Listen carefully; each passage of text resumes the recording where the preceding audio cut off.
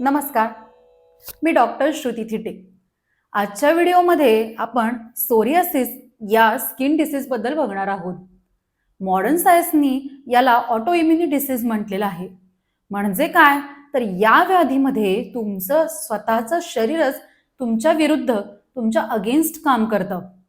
आयुर्वेदानुसार सोरियासिसची कारणे काय आहेत? कारणे जर माहीत असेल तरच तुम्ही त्यांचं निवारण करू शकता. औषधं, स्टेरॉइड्स किंवा क्रीम्स तुम्ही किती दिवस सेवन कराल की ज्यामुळे व्याधी तर संपूर्ण बरा होणार नाही. म्हणूनच आयुर्वेदानुसार सोरियासिसची संपूर्ण चिकित्सा काय किंवा कोणती चिकित्सा केली जाऊ शकेल की ज्यामुळे शरीर संपूर्ण स्वच्छ होईल, ब्लड प्युरिफाय होईल, ब्लड प्युरिफिकेशन होईल, वात, पित्त, कफ या तिन्ही दोषांचा बॅलन्स राहील, त्वचा हील होईल, त्वचेचं कॉम्प्लेक्शन चांगलं राहण्यासाठी मदत होईल आणि सोरियासिसच्या संपूर्ण चिकित्सेसाठी आजचा हा महत्त्वपूर्ण व्हिडिओ शेवटपर्यंत जरूर बघा, कारण यामध्ये आपण सोरियासिस बद्दल संपूर्ण माहिती घेणार आहोत.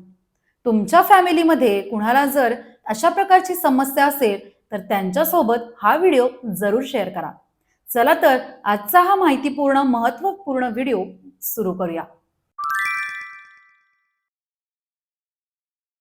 आता या व्हिडिओमध्ये आपण जी काही माहिती बघणार आहोत तर त्याचा रेफरन्स अष्टांग संहितेतील कुष्ठ चिकित्सा अध्याय यातून घेतलेला आहे आणि चरक संहितेतील कुष्ठ निदान आणि कुष्ठ चिकित्सितम अध्याय यातून घेतलेला आहे.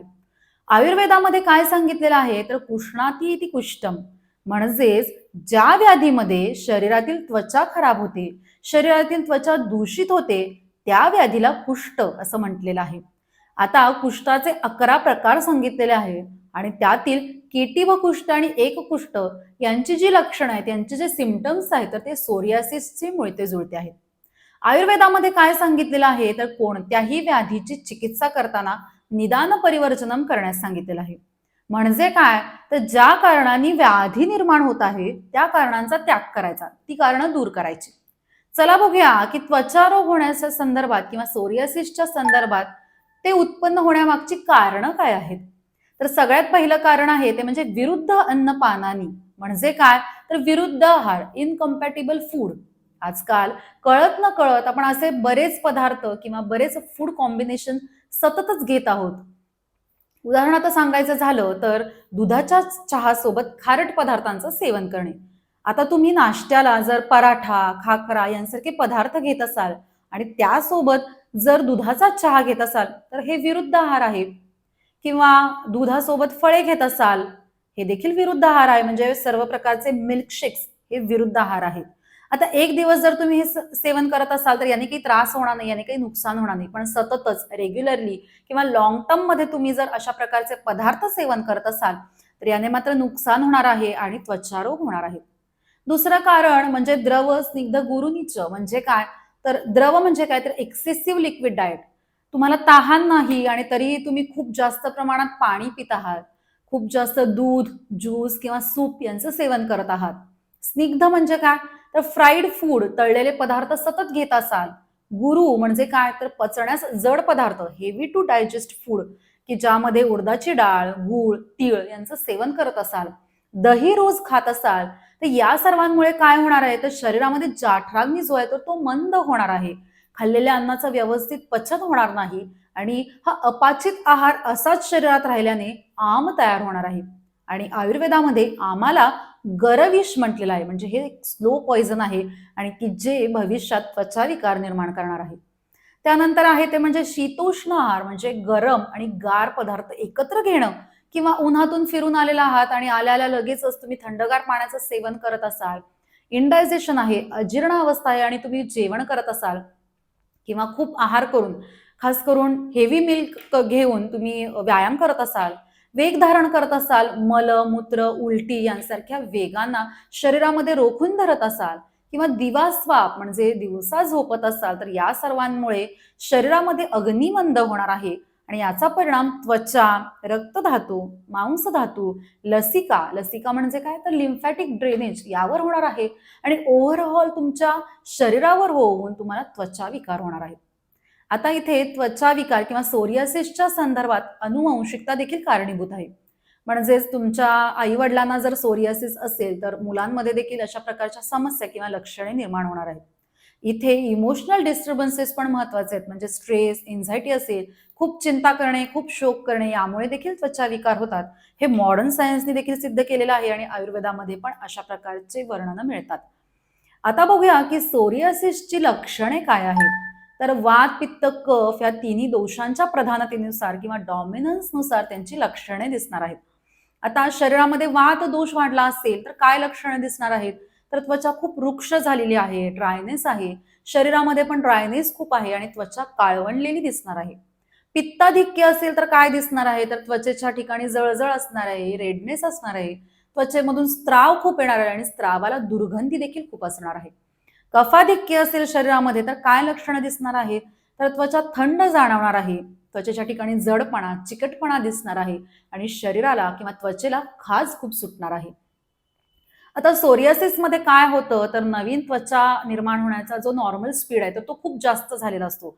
म्हणूनच नवीन त्वचा ती लवकर लवकर येऊ लागते आणि त्यामुळेच त्वचेच्या ठिकाणी flakiness, scaly patches, itching, infection, redness, rashes यांसारखी लक्षणं दिसतात. आणि व्याधी खूप जुना असेल, क्रॉनिक स्टेजमध्ये असेल तर सोरियाटिक अर्थायटिस आणि स्टिफनेस, स्वेलिंग यांसारखी लक्षणं, पेन यांसारखी लक्षणं दिसणार आहेत. याच सोबत इमोशनल डिस्टर्बन्सेस पण दिसणार आहेत. म्हणजे स्ट्रेस, एन्झायटी, कॉन्फिडन्स लेवल कमी झाल्यासारखं वाटणे यांसारखी लक्षणं ही सोरियासिसमध्ये तुम्हाला दिसून येणार आहेत. आता बघूया की आयुर्वेदानुसार सोरियासिससाठी चिकित्सा सूत्र काय सांगितलेलं आहे. तर दोषांच्या प्रधानतेनुसार चिकित्सा सूत्र म्हणजे एक लाईन ऑफ ट्रीटमेंट सांगितलेलं आहे. शरीरामध्ये जर वात दोष वाढलेला असेल तर घृतपान करावे असं वर्णन मिळतं. म्हणजेच तुपाचा आहारामध्ये समावेश करायला हवा. त्याच्यासाठी औषधांनी सिद्ध अशा तुपांचं तुम्ही सेवन करू शकता. म्हणजे मेडिकेटेड तूप तुम्ही घेऊ शकता. पित्तदोष शरीरात वाढलेला असेल तर विरेचन, रक्तमोक्षण या पंचकर्मातल्या क्रिया करायच्या आहेत. विरेचनामध्ये काय केलं जातं तर औषधं घेतली जातात आणि जुलाबा वाटे शरीरात साठलेलं पित्त शरीराबाहेर काढलं जातं. रक्तमोक्षणमध्ये आपण काय करतो तर जे दूषित रक्त आहे तर ते शरीराबाहेर काढण्यासाठी आपण प्रयत्न करत असतो. आता कफ शरीरात वाढला असेल, कफाधिक्य असेल तर वमन हे पंचकर्मातलं कर्म करण्यास सांगितलेलं आहे.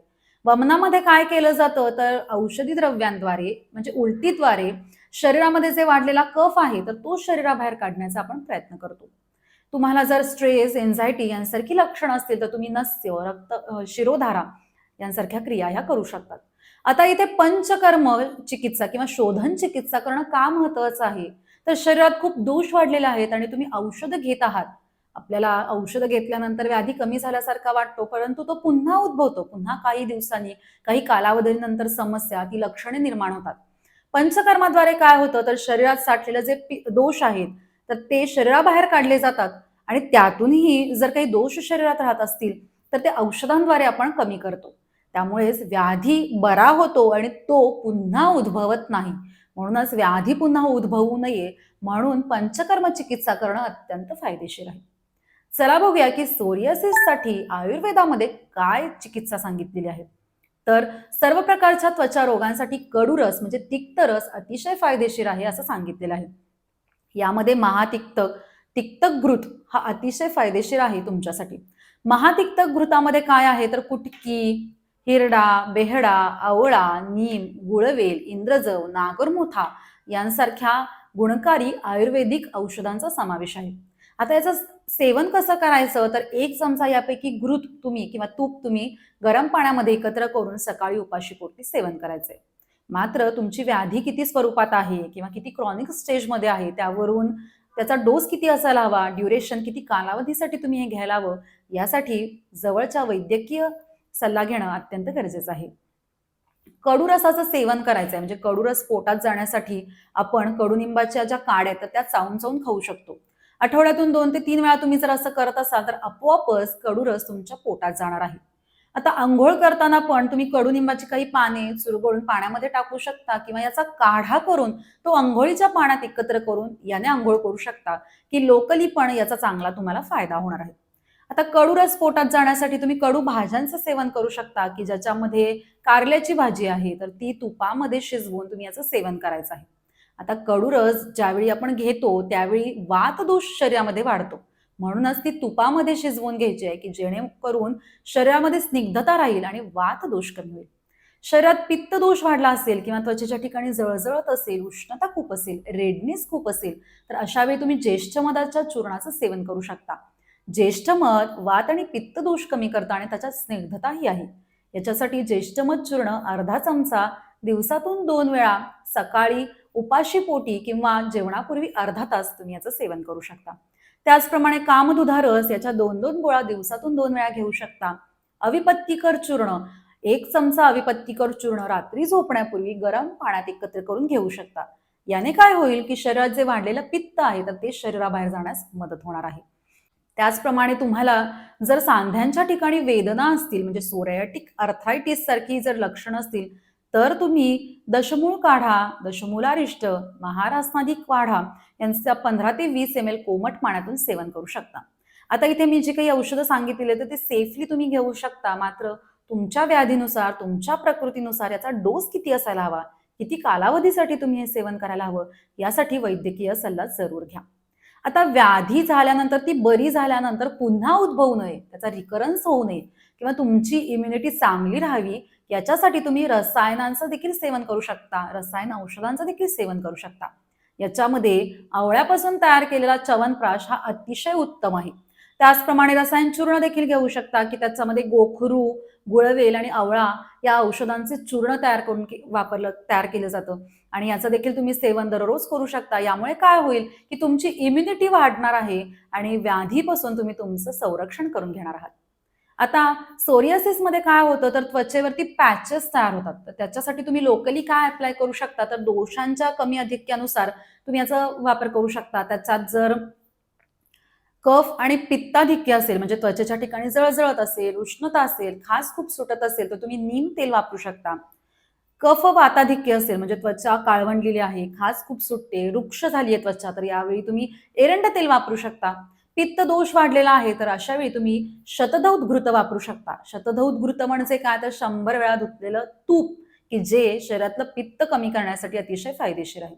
आता काही व्यक्तींमध्ये काय होतं तर त्वचेच्या ठिकाणी खूप जाड असा लेअर तयार होतो, कफ दोष शरीरात वाढलेला असतो, तर अशा वेळी तुम्ही मरीचादी किंवा महामरीचादी तेलाचं ऍप्लिकेशन तिथं करू शकता. त्याचप्रमाणे रक्तचंदन, ज्येष्ठ मध या औषधांनी सिद्ध केलेला घृताचा देखील लेप वापरू शकता. आता इथे मी जी काही औषधं सांगितलेली आहेत किंवा मी जे काही आता या व्हिडिओमध्ये औषधांचं वर्णन केलेलं आहे तर एक जनरल गायडन्स म्हणून मी तुम्हाला सांगितलेलं आहे.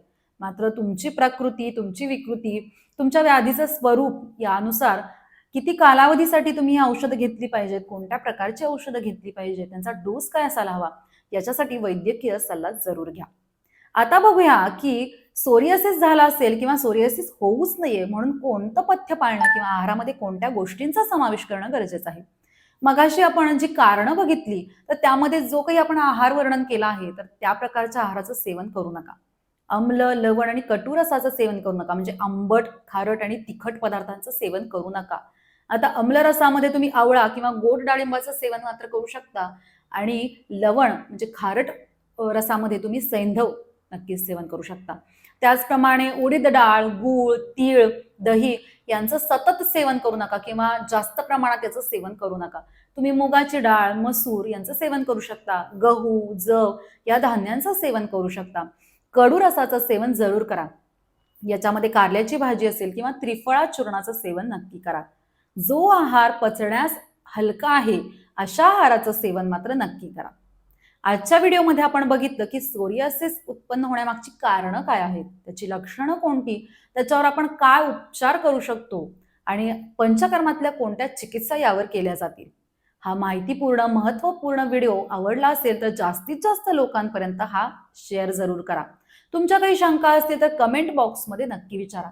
चॅनलवर नवीन असाल आणि सबस्क्राईब केलेलं नसेल तर सबस्क्राईब जरूर करा आणि भेटूया पुढच्या व्हिडिओमध्ये आणखीन महत्त्वपूर्ण माहितीसह. तोपर्यंत नमस्कार.